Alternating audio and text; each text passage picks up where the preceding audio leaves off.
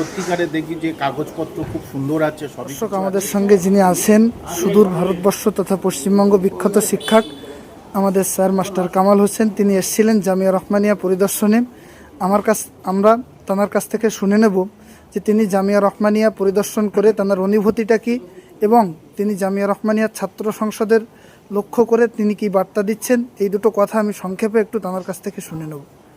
আজকের আমি এসেছিলাম, আমার এক ছাত্র এখানে পড়ান, সেই জন্য আমি এসেছিলাম এবং সবাই আমাকে খুব সাদরে ভর্ৎসনা করেছেন। খাওয়া দাওয়া করলাম, তারপরেই বার হবো। এখন আমি সবগুলো দেখলাম যে সত্যিকারে দেখি যে কাগজপত্র খুব সুন্দর আছে, সবই কিছু এবং সুন্দর, চারদিকে গোছানো গোছানো, একেবারে পরিষ্কার পরিচ্ছন্ন সব কিছু। আর যা কিছু আছে দেখলাম, ছাত্র শিক্ষক প্রত্যেকের সঙ্গে সব সুসম্পর্ক, খাওয়া দাওয়া ভালো, পড়াশোনার মান অত্যধিক ভালো এবং সবচেয়ে বড় কথা এখানকার যে বিল্ডিং স্যাংশন আছে, জমির যে নিজস্ব, এখানে তো কোনো কিছু তো আমি তো গরমিল দেখছি না অন্ততপক্ষে।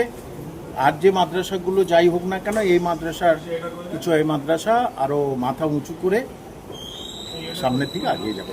স্যার, একটা আতঙ্ক কাজ করছে ছাত্র সমাজের মধ্যে যে আমরা অ্যারাবিক নিয়ে আমরা পড়ছি কিন্তু আমাদের কোনো ভবিষ্যৎ নেই। এ ব্যাপারে যদি অ্যারাবিক নিয়ে কী হবে, যে সবারকে ভাবা উচিত অ্যারাবিক একটা ল্যাঙ্গুয়েজ, এবং সেটা পরবর্তীতে কি হয়, মাদ্রাসা সার্ভিস কমিশন বা আনএডেড মাদ্রাসাগুলো সেগুলো কি হয় সেগুলো সময় বলবে। কিন্তু বলবো যে আশা করছি যে পশ্চিমবঙ্গে অন্ততপক্ষে এই মাদ্রাসা যে ল্যাঙ্গুয়েজ হিসাবে থাকবে, এবং থিওলজিটা কি হয় সেটা আমি বলতে পারছি না। আমার যতটুকু মনে হচ্ছে থিওলজি কিন্তু থাকবে না, রাখবে না আমার মনে হচ্ছে। কিন্তু আরবি যে ভাষা হিসেবে এটা থাকবে, বা এই শিক্ষকরা এরা যারা এর সঙ্গে জড়িত তারা চাকরি পাবে। কিন্তু থিওলজিতে আমার কেমন মনে হচ্ছে হয়তো থিওলজিটা নাও হতে পারে। এবং মডেল মাদ্রাসা যেগুলো আছে সবগুলোই প্রপারলি আমরা নিয়ম মতোই চালিয়ে থাকি। আমাদের পেপারসগুলো উনি যথাসম্ভব এক নজর দেখেছেন, আরও দেখবেন। তো যাই হোক, যেহেতু উনি আজকের আমাদের মাঝে এসেছেন, তো আমরা ওনার কাছ থেকে কিছু উপদেশমূলক কথা তোমাদের উপকারার্থে শুনবো। অফিসিয়াল কথা আমরা শুনবো, কিন্তু তোমাদের জন্য কিছু উপকারের কথা ওনার পক্ষ থেকে শোনার প্রয়োজন আছে। ফলে ওনাকে আমরা তোমাদের সম্মুখে উপস্থিত করেছি। তো তার আগে আমরা একটু ওনাকে খুব ন্যূনতম একটা সম্মানিত বা মাদ্রাসা এখানকার ছেলেরা সত্যি সত্যি এমন পায়। তো আজকের আরেকটু কথা বলে আমাকে চলে যেতে হবে। 4টে থেকে 4:30 সাংবাদিক আছে, এই সব নিয়ে আছে, এই মাদ্রাসা দখল এইসব নিয়ে আছে।